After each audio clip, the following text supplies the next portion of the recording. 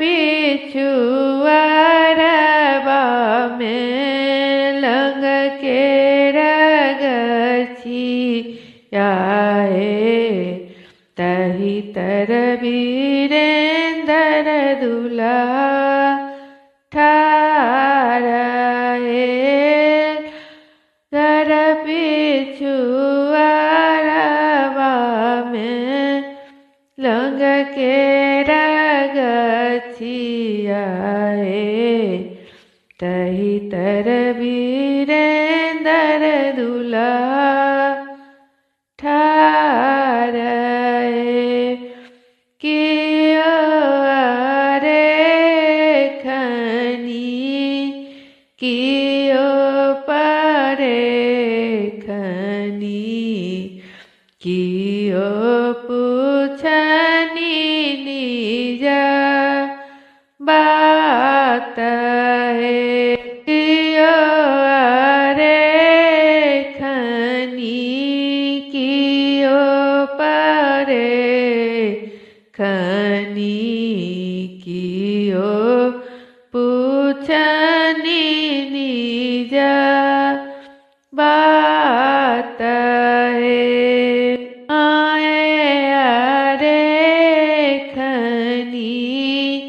बाबू परे खनी काका पूछनी निज बात है माए रे खनी बाबू परे खनी काका पूछनी निज बात है ये तोरा रे बाबू आजन बाजन थोड़ा भेला किए भेला कम बरी यात तोरा रे बाबू आजन बाजन थोड़ा भेला किए भेला कम बरी यात नहीं मोरा